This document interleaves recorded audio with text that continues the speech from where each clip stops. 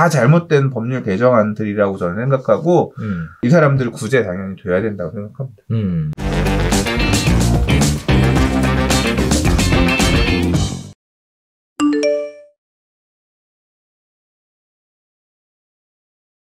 자, 세 번째 이야기입니다.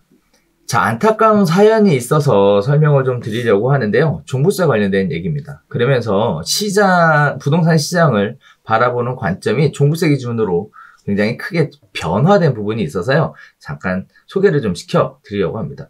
자, 퇴로가 막힌 종부세 관련된 얘기인데요. 원룸하고 빌라의 생계형 임대소득자에게 세금 폭탄이 떨어졌다는 얘기입니다.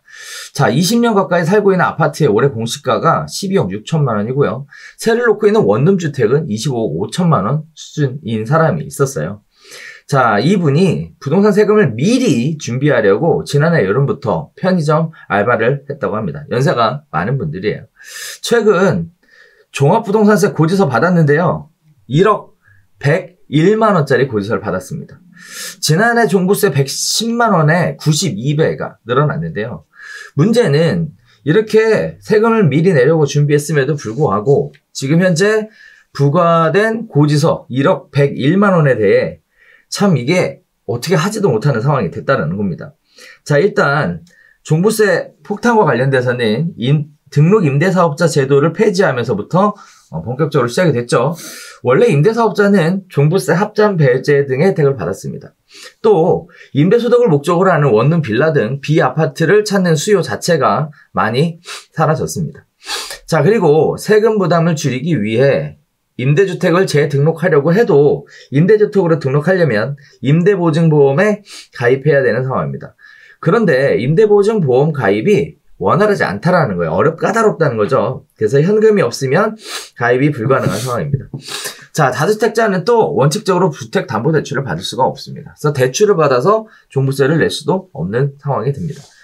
그렇다면 거주 중인 아파트를 팔아야 된다는 얘기인데 거주 중인 아파트를 팔아도 양도소득세와 대출금, 종부세를 내고 남은 금액으로 인근 전세집을 구하는 것도 어렵다라는 겁니다. 자, 말 그대로 진퇴양난인 상황인데요. 사실 불과 몇 년 전만 해도 내가 임대사업을 해서 월세 수익으로 노후를 보내야 되겠다라는 생각을 사실 저는 개인적으로 그런 생각도 있었습니다. 아마 많은 분들이 이런 생각을 하셨던 걸로 알고 있는데요.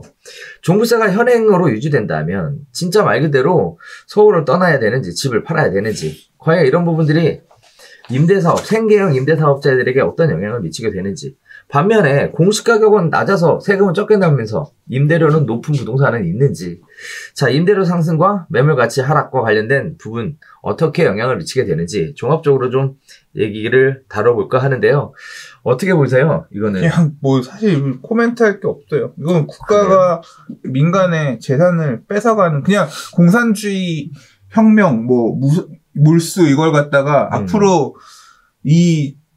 앞으로의 정권은 국민의 뭐 토지를 전부 몰수해서 분배하겠습니다. 이걸 말로 안 하고 그냥 이런 식으로 하면 제대로 이렇게 바꿔서 몰수하면 되는 거야. 그런 거잖아. 그렇죠. 맞아요. 이렇게 어떻게 그러니까 포장을 해놔서 진위는 알 수 없지만 결과를 보면 야 어제까지는 임대사업자라고 해서 불과 2년 전만 하더라도 임대사업자에서 많은 선량한 임대사업자 해주세요 하다가 일몰을 바꿔가지고 세금 얼마 내. 왜냐하면 넌 알고 보니까 주택을 많이 갖고 있는 반동분자였어. 세금을 네가 감당할 수 없을 만큼 내. 대출 왜 해줘? 네 땅을 뺏으려고 이거 한 건데. 그래서 세금 못 내면 공매 체납, 압류 해서 팔면 양도소득세 중과 80% 해서 계속 뺏어갈 수 있는 구조잖아요, 이게. 그렇죠. 그렇잖아. 다주택자에 대한 양도소득세 세율이 지금 80%면 나라가 다 가져가겠다는 건데, 차익의 80%면. 그러니까 그런 식으로 해서 그냥 제도 몇 개만 이렇게 바꿔도 무슨 무상 몰수 뭐 이런, 유상 분배 이런 그런 개념이 아니라고 하더라도 이렇게 뺏어갈 수 있는 제도를 만들어 놓은 거야. 이런 법 만든 국회의원 당신들 진짜 내가 기억할 거야. 나 죽을 때까지. 이런 말도 안 되는 거 만들어 놓고, 더 중요한 가치가 있는데, 제가 맨날 이거 관련해서, 술 먹고도 막 많이 얘기했지만, 사회가 지키고 지탱해야 될 저는 되게 중요한 가치가 훼손됐다고 생각한다니까요. 그걸 갖다가 잘했다고 생각하고 문제가 심각한 겁니다. 이 사람이 뭔가를 바뀐 상태, 그러니까 제도를 신뢰할 수 없는 거잖아. 이 사람은 아무것도 안 한 거야. 아무것도 안 했는데 이랬다 저랬다 하면서 나라한테 뺏길 수 있는, 갑자기 이렇게 세금이 늘어나는 것도 문제. 그러니까 현재 그래서 이 종부세 제도는 지나치게 잘못됐어요. 예. 진짜 우리나라의 종합부동산세 보유세가 과하지 않다라고 하는 거는 1주택자들 얘기겠지.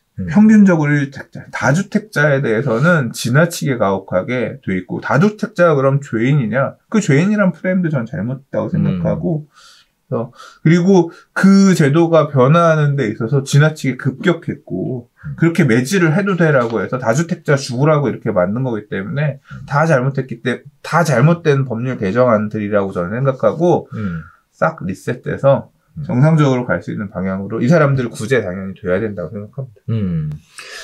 뭐 저처럼 이렇게 노후에 임대사업으로 뭐 생활비 정도 받았으면 좋겠다라고 꿈꾸셨던 분들이 많으실 텐데, 종부세가 이렇게 계속 유지된다면 이렇게 주택을 가지고 임대사업을 하는 거는 정말 불가능한 일이 되어버렸습니다. 거기에 따라서 원룸에 대해서 임대 수익을 목적으로 하는 매물의 가치가 하락한 부분 아닌가라는 생각도 들고 그런 있어요. 것뿐만 아니라, 네. 그러니까 어떤 사례도 있냐면요. 네네. 이것도 엊그저께 누구한테 들은 얘기인데, 부모님이 돌아가셔서, 네네. 그러니까 서울의 강남에 살고 있으면서, 네. 저기 지방에 부모님이 사셨는데, 네. 그러니까 1주택자지. 그렇죠. 근데 부모님이 돌아가셨어. 네네. 근데 부모님이 돌아가시면서 부모님 집을 자녀들이 상속을 받은 거야. 아, 그렇지. 지분으로 받았잖아요. 근데 지분으로 받으면서 무슨 문제가 생겼냐면, 형제 간에 지분 관련해서 분쟁이 생긴 거야. 그러니까 소송이 생겼어. 그럼 어떻게 돼? 같이 팔고 싶어도 못 팔잖아. 그렇죠. 이게 엉켜 있잖아. 그렇죠. 지금. 그러니까 지분이 이게 20% 넘으면 주택 개수로구나 그럴 거예요. 그러니까 그게 딱 걸리니까 이 집은 팔고 싶어도 못 팔아.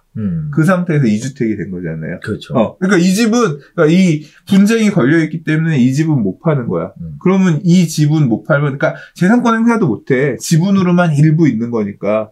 그 지방에 있는 그 일부 지분 때문에 이 집이 종부세를 매년 몇 천만 원씩 계속 두들겨 맞아야 돼. 와. 그런 사례가 뭐 하나만 있겠어? 그 집을 팔고 싶어도 못 파는 집. 그러니까 지방에, 그러니까 그렇게 지분으로 걸려있는 집 중에 얘기가 되는 데는 어떻게 해야 돼? 다 부숴야지. 그건 부수면 돼. 그냥 그래서 멸실해서 토지로 하면서 그렇게 가거나, 그러니까 토지에 대한 지분 정도는 나고 건물을 부수는 게 맞고, 그 경우에는. 그러니까 이런 식으로 엉켜있는, 법이 그렇게 말은 표면적으로는 다주택자 니들이 집을 안 팔아서 생기는 이 어떤 그걸 막기 위해서 종부세는 다주택자에 대해서는 가혹하게 때려도 된다라고 얘기했지만 뭐 이런 상황들이 그러니까 그걸 예외로 풀어가지고 또 하나 다 구제하기에는 저는 말이 안 되는 거. 제도 자체가 잘못된 거라고 저는 생각해요. 그러다 보니까 우리나라 세법이 그렇게 누더기 세법이라고 그렇게 욕들을 먹는 거죠. 네. 무슨 조세 특례 제한법부터 시작해서. 그러니까 저는 한마디로 무능이라고 생각해요. 이런 제도가 문제를 해결할 수 있다고 생각한 자체가 무능했다고 생각해요.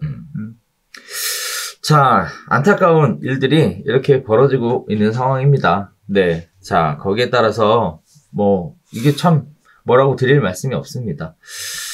자, 아무튼 생각 좀 해봐야 될 것 같아요. 네.